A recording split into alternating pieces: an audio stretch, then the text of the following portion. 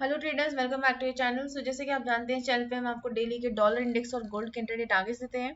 तो कल के लिए नहीं कि फ्राइडे के लिए जो हमने आपको टारगेट्स दिए थे, एक बार उनको डिस्कस कर लेते हैं। हमने एक इंपॉर्टेंट लेवल मार्क किया हुआ था यहाँ पर 106.456 का। हमने डिस्कस किया था, अगर इसके नीचे मार्केट आती है तो हमें सेल साइड ट्रेड प्लान करने को मिलेगा, और अगर इसके ऊपर मार्केट क्लोज करती है तो हमें बाई साइड ट्रेड प्लान करने को मिलेगा। तो जैसे आप यहाँ पे देख सकते हैं, मार्केट ने इसके ऊपर क्रॉस ओवर लिया है और यहाँ के बाद मार्केट ने अपना फर्स्ट टारगेट यहाँ पर हिट किया है। उसके बाद मार्केट क्लोज हो गई है, साइडवेज जाने के बाद मार्केट 2:30 बजे क्लोज हो गई है। मॉर्निंग में जब मार्केट ओपन हुई है, मार्केट गैप डाउन के साथ ओपन हुई है, और यहाँ पे आप देख सकते हो कि मार्केट ने क्रॉस तो लिया है लेकिन मार्केट सस्टेन नहीं कर पा रही है। मार्केट यहाँ पर आते ही कमजोर हो गई है, तो यहाँ से पॉसिबिलिटी बढ़ गई थी कि मार्केट नीचे जा सकती है। उसके मार्केट ने यहाँ से ब्रेक डाउन लिया, ब्रेक डाउन के बाद मार्केट ने फर्स्ट टारगेट हिट किया और एक्जैक्टली अपने इस टारगेट से ही सपोर्ट लेकर मार्केट वापस बाउंस बैक करके गई है। अब वापस बाउंस बैक करते रहे, आप देख सकते हैं यहाँ पे मार्केट ने एक रेजिस्टेंस फेस किया था, ठीक है, और एक्जैक्टली इसके सामने आप यहाँ पे देख सकते हैं मार्केट ने फिर से रेजिस्टेंस फेस किया है। यानी कि प्रीवियस जो एक रेजिस्टेंस क्रिएट हुआ, मार्केट ने उससे फिर से एक रेजिस्टेंस लिया है। अगर आप इसको थोड़ा सा स्टडी करेंगे, आपको समझ में आएगा कि मार्केट ने किस तरह से काम किया और किस तरह से काम करती है। हम यहाँ पे एक लाइन ड्रॉ कर लेते हैं।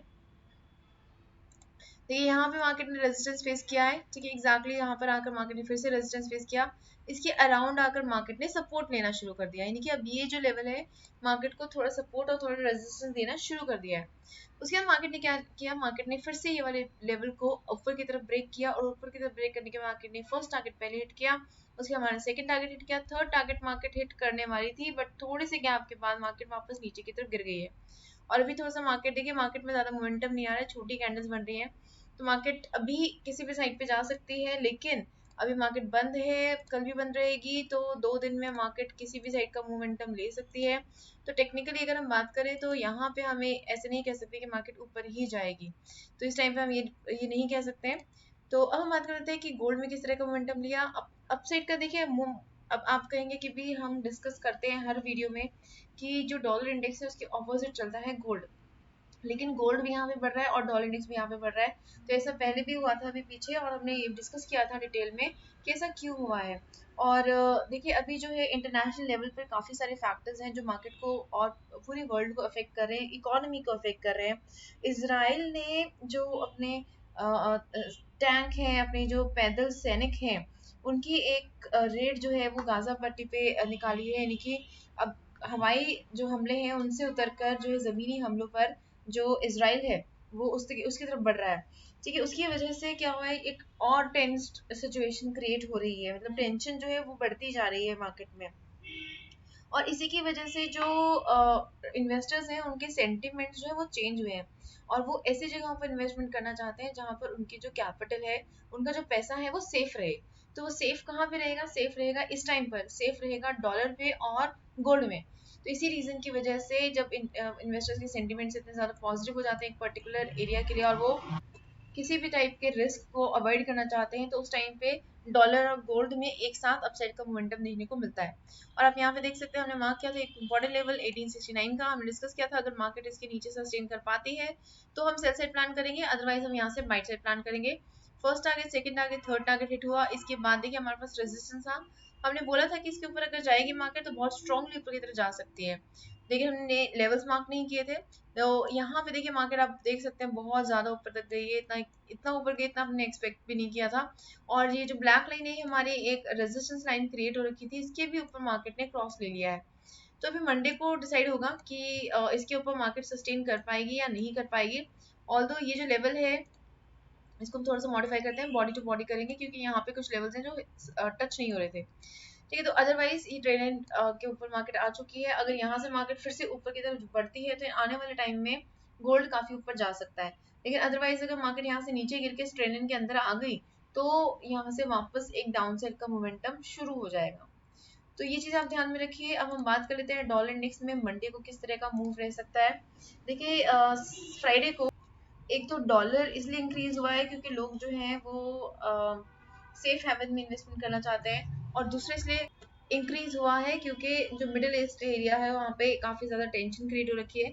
तो लोग जो है अमेरिका को, डॉलर को, जो कि एक ऐसी करेंसी है जिसको वर्ल्ड वाइड ट्रेडिंग के लिए एक्सेप्ट किया जाता है, तो इन रीजंस की वजह से हमें डॉलर में एक स्ट्रॉन्ग मूव अपसाइड का देखने को मिला है। लेकिन अगर हम यहाँ से थोड़ा सा ऑब्जर्व करें यहाँ से हमें एक अप ट्रेंड देखने को मिल रहा है जो कि मार्केट को बहुत अच्छे से सपोर्ट दे रहा है। तो यहाँ से एक प्रोबेबिलिटी बन रही है कि मार्केट ऊपर की तरफ ही जाएगी, लेकिन अदरवाइज अगर मार्केट किसी भी साइड पे जाती है तो हमें अपने लेवल्स को मार्क करना होगा। अगर मार्केट ये ट्रेंड लाइन तोड़ देती है तो हमें डाउन साइड का स्ट्रॉन्ग मूव देखने को मिलेगा। ये ट्रेंड लाइन टूटते ही मार्केट जो है सबसे पहले 106.562 को हिट करेगी। सेकेंड टारगेट रहेगा 106.456, 106.328 और 106.187 के लेवल्स। तो ये लेवल्स आप अपने चार्ट में मार्क कर लीजिए। और अपसाइड पे अगर मार्केट जाती है तो फिर से 106.672 का ही लेवल है। यही इंपॉर्टेंट लेवल है, यहीं से ऊपर जाएगी मार्केट। तो सबसे पहले जो हमें टारगेट देखने को मिलेगा वो मिलेगा अराउंड 106.787, 106.998 और इसके बाद हमें जो है अपने लेवल्स को आइडेंटिफाई करना पड़ेगा, क्योंकि इसके ऊपर हमने लेवल्स को मार्क नहीं किया है। तो अगर इसके ऊपर हम लेवल मार्क करते हैं तो हमें क्लियर यहाँ पे एक रेजिस्टेंस देखने को मिल रहा है 107.199 का। तो यहाँ पे इसके बाद हमारे पास जो नेक्स्ट टारगेट रहेगा वो रहेगा 107.199। आप 106.998 और 107.054 के बीच में ट्रेडिंग मत कीजिएगा, क्योंकि ये बहुत ही छोटा सा गैप है। हो सकता है कि मार्केट ऊपर आए, इसके ऊपर क्लोजिंग दे दी और आप यहाँ से बाय एंट्री कर लें और मार्केट यहीं से रेजिस्टेंस लेकर नीचे की तरफ गिर जाए, तो इस केस में आपको नुकसान हो सकता है। तो इस फेज के बीच में, इस एरिया के बीच में आप एंट्री मत लीजिएगा। अगर आप एग्जिट करना चाहते हैं आप एग्जिट कर सकते हैं। आप अगर वेट करना चाहें तो आप वेट भी कर सकते हैं कि अगर मार्केट ऊपर वाला लेवल ब्रेक कर देते हैं आपका जो टारगेट है वो कंटिन्यू रहेगा, आपका जो ट्रेड है वो कंटिन्यू रहेगा। लेकिन अगर मार्केट यहीं से आकर रिवर्सल लेना शुरू कर देती है, इसके नीचे क्लोजिंग दे देती है, तो आप यहाँ पे एग्जिट ले सकते हैं। तो इस तरह से आप प्लान कर सकते हैं अपने लेवल्स को। ये आपके लेवल्स रहेंगे मंडे के लिए। अब हम बात कर रहे थे गोल्ड की, तो गोल्ड पे स्विच करेंगे। तो गोल्ड में भी मार्केट ने सभी टारगेट्स अचीव कर लिए थे, तो इन लेवल्स को डिलीट कर देते हैं अभी हम। और यहाँ पर देखिए तो देखिए कॉन्टिन्यूसली मार्केट ऊपर की तरफ जा रही है, और जैसे कि हमने डे के चार्ट पे डिस्कस किया था कि भाई ट्रेंड लाइन के ऊपर आ चुकी है मार्केट, हो सकता है इसको ब्रेक करके और ऊपर की तरफ जाए। अगर इसके ऊपर जाती है मार्केट तो हमें एक अच्छा मोमेंटम अपसाइड का आने वाले टाइम में देखने को मिल सकता है। अदरवाइज डे के चार्ट पे हम यहाँ पे देख सकते हैं हमें स्ट्रॉन्ग रेजिस्टेंस देखने को मिल रहा है। रेजिस्टेंस है अराउंड 1939 के अराउंड, 1939 के पास हमें रेजिस्टेंस देखने को मिल रहा है। और जहाँ पे भी मार्केट क्लोज हुई है यहाँ पे भी एक रेजिस्टेंस है, यहाँ पे आप देख सकते हैं इधर सपोर्ट बना हुआ था इसके पास और यहाँ पे फिर से रेजिस्टेंस बना हुआ था। तो यहाँ पे मल्टीपल लेवल्स हैं हमारे पास जो कि हमें सपोर्ट और रेजिस्टेंस का काम कर रहे हैं। अब हम 1 आवर के चार्ट पे चलते हैं और यहाँ से अपने लेवल्स को फाइंड आउट करते हैं। देखिए 1939 से 1969 तक के बीच में बहुत बड़ा गैप है, तो इसलिए हमें 1 आवर के चार्ट पे ही अपने लेवल्स को फाइंड आउट करना पड़ेगा जहाँ पे मार्केट ने सपोर्ट रेजिस्टेंस दिया हुआ है। और आप यहाँ पे देख सकते हैं यहाँ पे काफी ज्यादा मार्केट ने सपोर्ट और रेजिस्टेंस का काम किया हुआ है। सबसे पहले हम इस लेवल को मार्क करेंगे। ये लेवल हमने क्यों मार्क किया? इस पॉइंट की वजह से, इन सारे पॉइंट्स की वजह से, और उसके बाद ये जो पीक आई है इसकी वजह से। इसके बाद हम एक लेवल और मार्क करेंगे, ये लेवल हमने यहाँ पे मार्क किया इन पॉइंट्स की वजह से। फिर यहाँ पे ये जो पॉइंट्स आए इनकी वजह से मार्क किया है। उसके बाद इसके बीच में अगर आप देख सकते हैं यहाँ पे भी देखिए विक आई है नीचे तक, लेकिन कैंडल की बॉडी नहीं आई है। यहाँ पे स्ट्रांगली रेजिस्टेंस फेस हुआ है मार्केट में। और उसके बाद यहाँ पर मार्केट ने हमें एक पीक भी दिया हुआ है।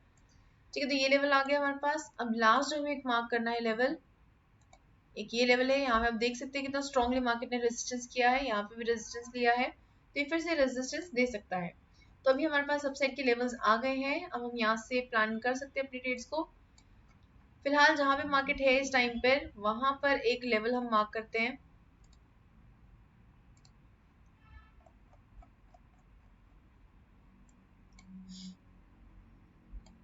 इसके ऊपर मोस्ट प्रॉब्लम मार्केट जा सकती है। और इन दोनों देखिए इन दोनों एरियाज के बीच में भी हमने कोई भी लेवल मार्क नहीं किया है।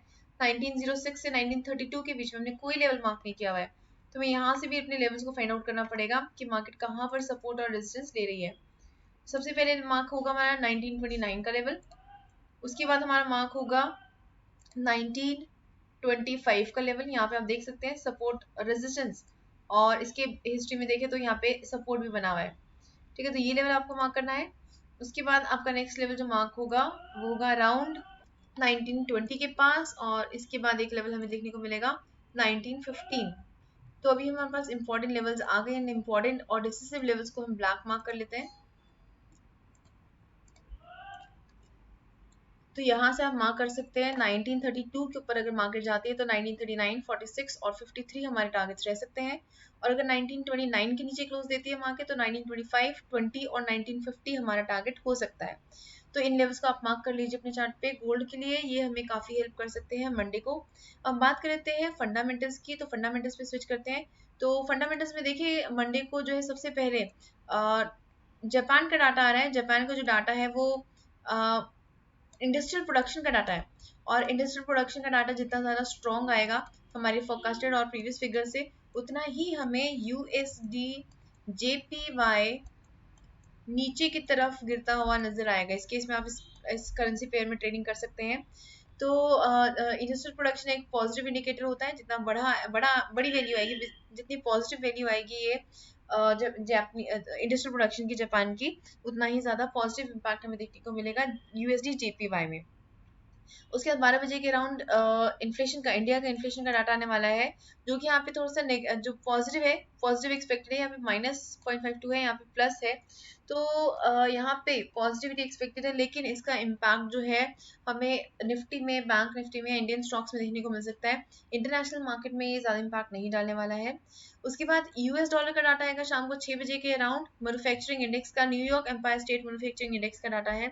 जितनी बड़ी यहाँ पे वैल्यू आएगी, ऑल्दो यहाँ पे नेगेटिविटी एक्सपेक्टेड है, लेकिन अगर ये डाटा पॉजिटिव आता है तो डॉलर इंडेक्स ऊपर की तरफ जाएगा, और अगर ये नेगेटिव आता है तो डॉलर इंडेक्स नीचे की तरफ जाएगा। और यूजुअली जो है डॉलर इंडेक्स का जो इम्पैक्ट है एक्सएयू यूएसडी के ऊपर, वो ऑपोजिट इम्पैक्ट पड़ता है। यानी कि अगर डॉलर इंडेक्स ऊपर जाता है तो गोल्ड नीचे की तरफ गिरता है।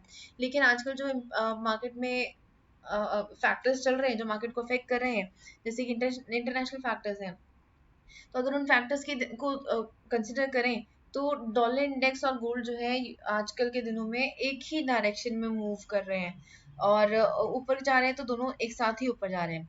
तो आपने क्या करना है, ट्रेड प्लान करते वक्त सिर्फ डॉलर इंडेक्स को ध्यान में नहीं रखना है, आपने एक्सएयू यूएसडी के जो सपोर्ट और रेजिस्टेंस लेवल्स हमने मार्क करे हैं उनको जरूर आपने रिस्पेक्ट देनी है, उसको जरूर आपने देखना है। उसी के बाद ही आपने ट्रेड में एंट्री लेनी है।